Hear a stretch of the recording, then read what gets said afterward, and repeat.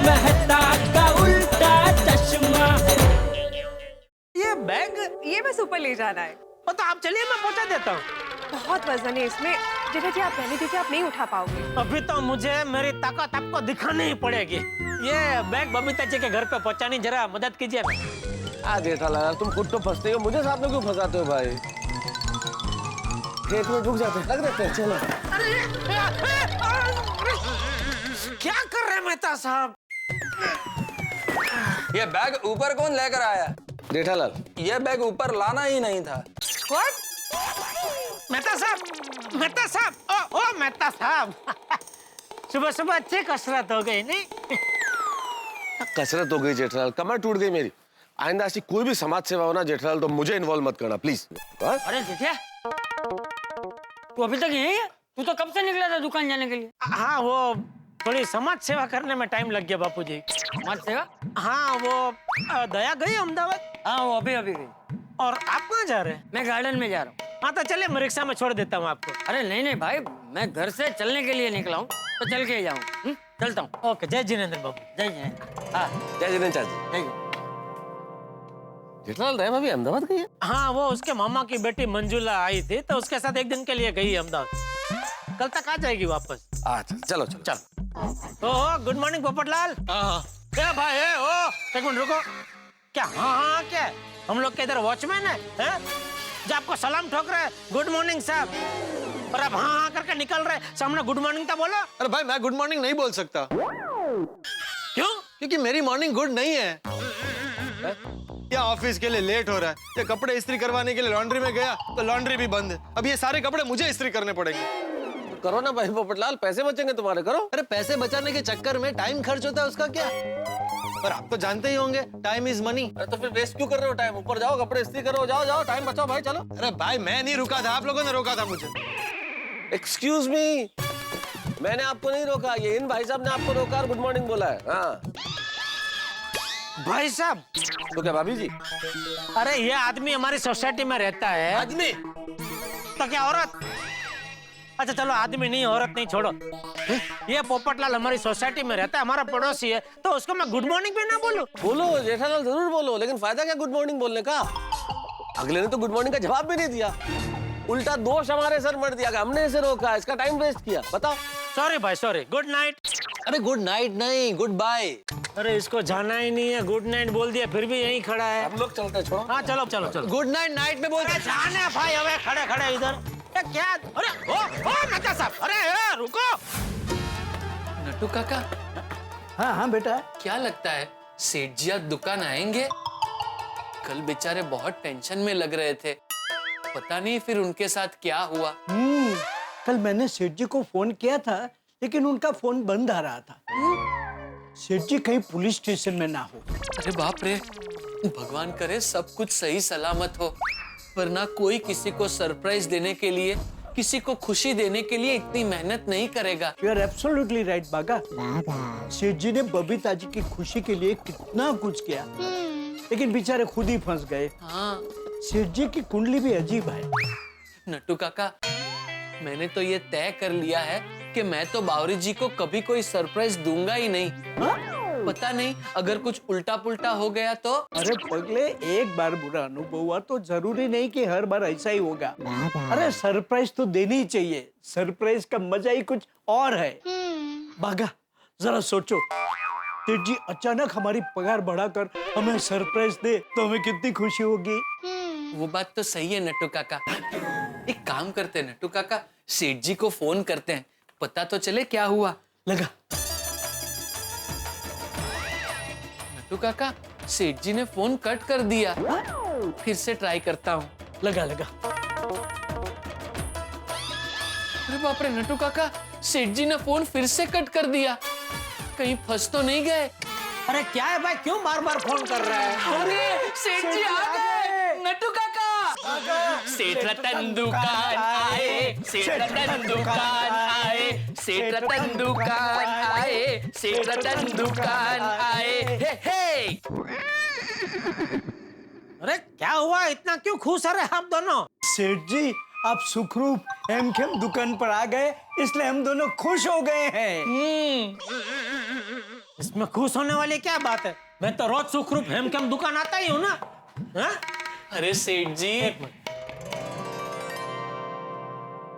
हाँ, सेठ जी कल हमें बहुत टेंशन हो गया था। टेंशन? किस बात का टेंशन?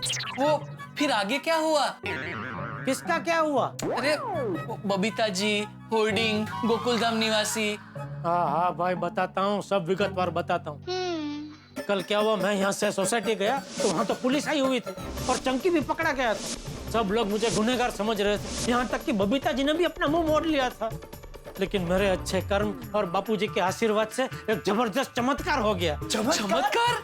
कैसा चमत्कार सेठ जी? अरे वो झटका पान मसाला का जो मालिक है ना, छेदीलाल झटका जी, वो हमारी सोसाइटी में आए थे। सोसाइटी में? हाँ, वो क्यों आए थे? झटका करने? झगड़ा करने?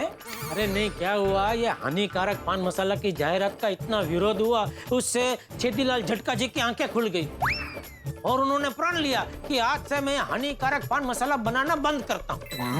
अगर बनेगा ही नहीं तो कोई खाएगा ही नहीं, और कोई खाएगा ही नहीं तो कोई बीमार पड़ेगा ही नहीं। अरे वाह वाह वाह सेठ जी, ये तो बहुत बड़ी बात है। वाह सेठ जी, आपकी सरप्राइज की वजह से तो बहुत बड़ा काम हो गया। थैंक यू नट्टू काका, थैंक यू बाघा। वैसे सेठ जी, ये सब हुआ उसमें सेठानी जी को तो टेंशन हो गया होगा नहीं? अरे नहीं नहीं नट्टू काका, एक दया ही थी जिसको मुझ पे पूरा विश्वास था, पूरा भरोसा था कि मैं कभी कोई गलत काम कर ही नहीं सकता। नट्टू काका, सेठानी जी कभी भी दिमाग से नहीं दिल से सोचती हैं, इसलिए वो कभी भी गलत नहीं होती।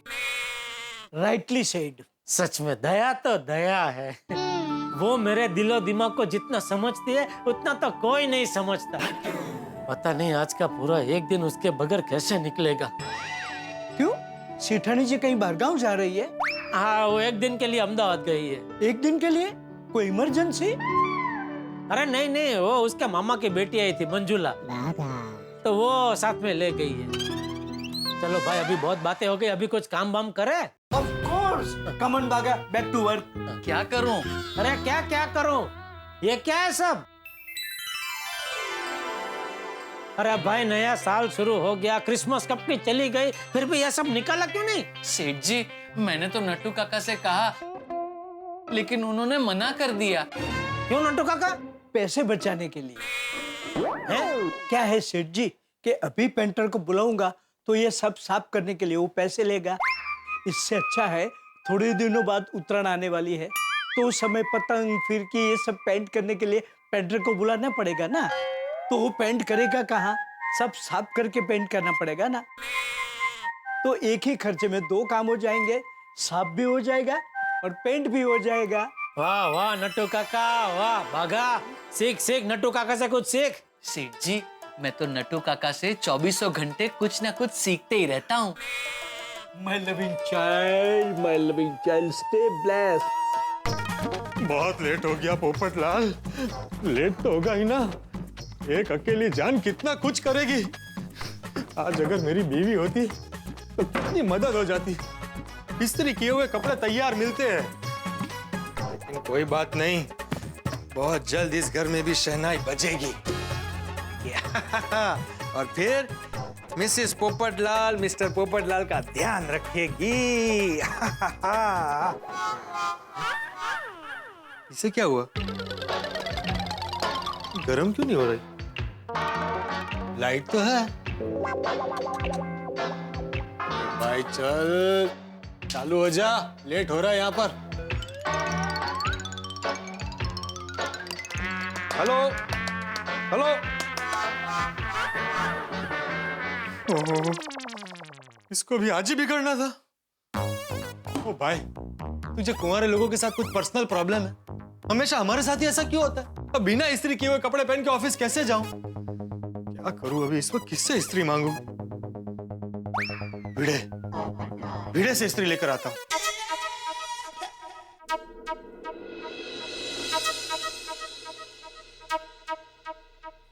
आओ। एक बात कहूं? हाँ बोलो। आप मेरी साड़ी को इस्त्री मत किया कीजिए। क्यों, मैं अच्छा नहीं करता? नहीं नहीं, वो मस्त करते हैं उल्टा। आपने की हुई साड़ी की इस्त्री तो साड़ी धोने के बाद भी एकदम मस्त, तो वैसी की वैसी कड़क रहती है। तो फिर प्रॉब्लम क्या है? मना क्यों कर रही हो? वो कोई आपको साड़ी को इस्त्री करते वक्त देखता है तो आपका मजाक बनता है और वो मुझे अच्छा नहीं लगता। बाबा, दरवाजा भी खुला रखा है इस्त्री करते वक्त। अरे माधवी, आंसू दे। अगर बनता है मजाक तो बनने दो, मुझे परवाह नहीं है, उल्टा मुझे अच्छा लगता है। तुम जब भी मेरी इस्त्री की हुई साड़ी पहनती हो ना तो खुशी के मारे मेरा दिल ढोल की तरह बजने लगता है। ईशो, काहीतरीच। खरंच। और तुम्हारी साड़ी को इस्त्री करना मेरा जन्म सिद्ध अधिकार है, वो मुझसे कोई नहीं छीन सकता, तुम भी नहीं। आहो नहीं, सुनो माधवी, तुम्हें पता है जब भी मैं तुम्हारी साड़ी को इस्त्री करता हूँ ना तो मुझे ऐसा लगता है जैसे जैसे जैसे मैं नदी में नाव हाँक रहा हूँ। हाँ, और मुझे तो ऐसा लगता है कि मैं पूरे जीवन भर यूं ही तुम्हारी साड़ियों को इस्त्री करता रहूं। वाह बेड़े वाह। माधवी भाभी, पोपटलाल तुम कब आए? अरे भाई जब तुम नदी में नाव हाँक रहे थे तब। पोपटलाल ऐसे सीधे थोड़ी अंदर कोई आता है। तो और कैसे आता है?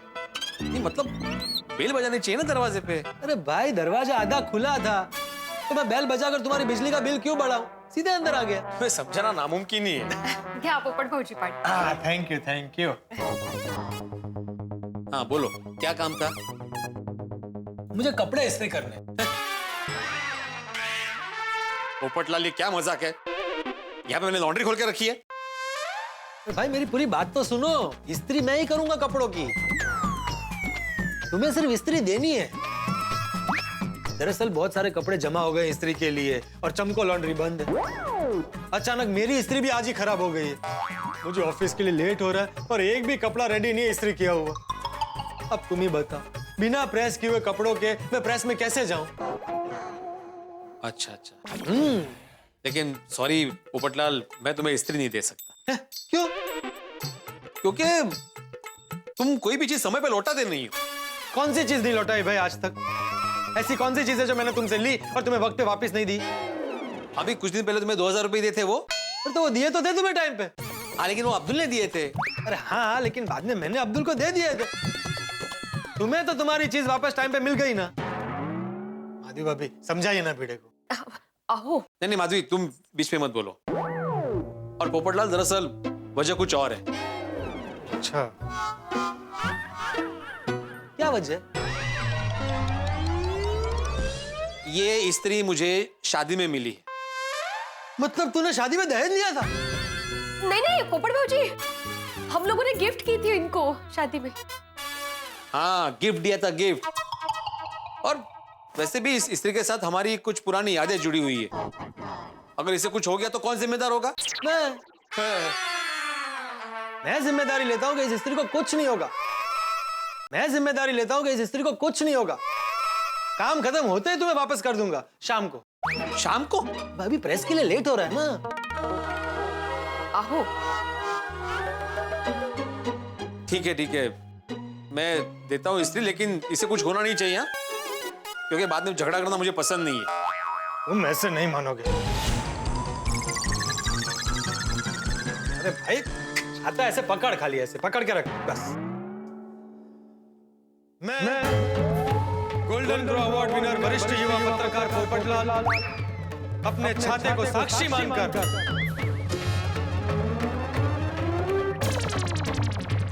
अपनी होने वाली बीवी की कसम खाकर ये कहता हूं कि मैं आज शाम तक तुम्हारी इस्त्री तुम्हें वापस कर दूंगा। पर अगर शाम तक मैंने तुम्हारी इस्त्री तुम्हें नहीं लौटाई तो जिंदगी भर मेरी शादी नहीं होगी।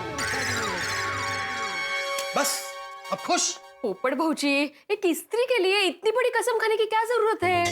नहीं, इसमें कोई टेंशन नहीं है माधवी भाभी। मुझे सिर्फ कपड़े इस्त्री करके इस्त्री लौटानी है ना, कोई टेंशन। हाँ बराबर, ठीक है। तुम ये इस्त्री लेके जाओ, तुम ये लेके जाओ और शाम को वापस दे देना। हाँ ये हुई ना बात। भिड़े, हाँ। ये गरम नहीं है? तुम्हें अभी गरम करके भी चाहिए इस्त्री? अरे भाई मेरा मतलब है कि गरम नहीं है वो अच्छा है। गरम होगी तो हाथ जल जाएगा ना। ये कौन सा टोनेशन है? चलो चलता हूँ। और पोपट भाऊजी नाश्ता करके जाइए। शाम को इस्त्री लौटाने आऊंगा तब। आपका वो है ना वो स्पेशल आइटम, कोथिंबीर वड़ी और वो पोहे, और बाद में चाय। चला लेट हो रहा है ना प्लेस जाने के लिए, चलो। हाँ गुड डे। हाँ ओके। यहाँ नक्की। हाँ अरे दरवाजा बंद करके जाता हूँ। तो पोपटलाल भी अजीब है नहीं? कहीं नहीं अजीब वगैरह, सीधे है बेचारे। जलेबी की तरह सीधा। क्या कुछ भी। एक बार शादी हो जाएगी ना तो सब कुछ ठीक हो जाएगा। गोकुल धाम सोसाइटी में रहने का ये बहुत बड़ा फायदा है। कभी कोई काम अटकता नहीं, सब एक दूसरे को मदद करने के लिए हमेशा तैयार रहते हैं।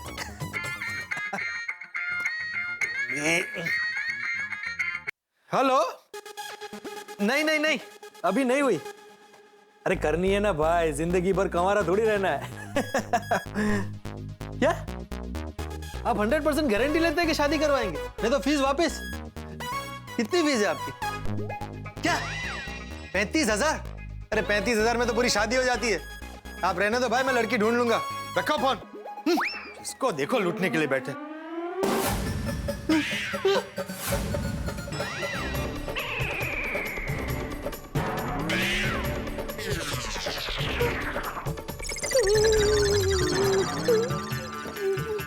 ये क्या हो गया? ये तो गई काम से। भिड़े को पता चला तो पोपटलाल,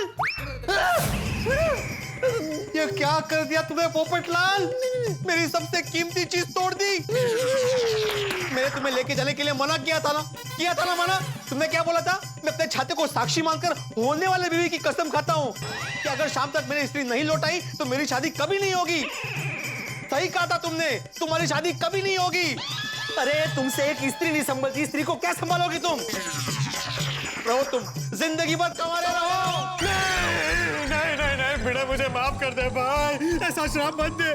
नहीं रहना मुझे कुंवारा। भिड़े भिड़े भिड़े भिड़े। ओह ये सपना था, बहुत भयानक सपना था भाई। भिड़े को पता चले उसके पहले कुछ करना पड़ेगा, लेकिन क्या करूं अब। अब्दुल अब्दुल अब्दुल, अरे कहाँ चला जाता है? जरूरत होती है तो मिलता ही नहीं है। पता नहीं क्या हो गया आज। अरे पोपट भाई क्या ढूंढ रहे हो? अरे तुझे ढूंढ रहा हूँ भाई। क्यों? अरे भाई बहुत बड़ी टेंशन हो गई है। स्त्री रिपेयर करने वाला कहाँ मिलेगा? अरे स्त्री नहीं, स्त्री। कानपुर में हड़ताल है। सॉरी, आपको स्त्री रिपेयर वाला चाहिए? हाँ। पास में एक जबरदस्त इलेक्ट्रिशियन है। अच्छा तो जल्दी एड्रेस बता। पोपट भाई उसको मिलने के लिए आपको 2 दिन रुकना पड़ेगा। क्यों? उसके यहाँ स्त्री रिपेयर करवाने वालों की लाइन लगती है। अरे नहीं, वो गांव गया है, 2 दिन के बाद आएगा। अरे भाई तो अभी जो मिलेगा उसके बारे में बताना। पोपट भाई आप जेठा भाई की दुकान पे क्यों नहीं चले जाते? भागा भाई है ना, दुनिया के हर चीज को रिपेयर करता है, आपको तो मालूम है। वो आपकी स्त्री को भी रिपेयर कर देगा। ये बहुत अच्छा आइडिया है। मैं जेठालाल की दुकान पर ही जाता हूँ। लेकिन सुन भाई, इसके बारे में सोसाइटी में किसी को मत बताना। ये तो सबको पता है। कैसे? कब पता चला? भागा भाई दुनिया की हर चीज को रिपेयर करता है, ये तो सबको पता है। अरे भाई मैं उसकी बात नहीं कर रहा हूँ, मैं स्त्री की बात कर रहा हूँ। स्त्री के बारे में सोसाइटी में किसी को मत बताना, और खास करके भिड़े को। क्यों? ये भिड़े की स्त्री है, उसने मुझे दी थी और मुझसे बिगड़ गई। और तू तो जानता है ना, उसे पता चलेगा तो मुझ पे बहुत बिगड़ेगा। ये स्त्री जैसी थी वैसी करके उसे वापस दे दूं तो मेरा टेंशन खत्म। नहीं मैंने भी अपनी होने वाली बीवी की कसम क्यों खाई? कसम तोड़ भी नहीं सकता। बहुत बड़ी कसम खा ली आपने। अरे रुके क्यों? जल्दी जाइए, निकलिए।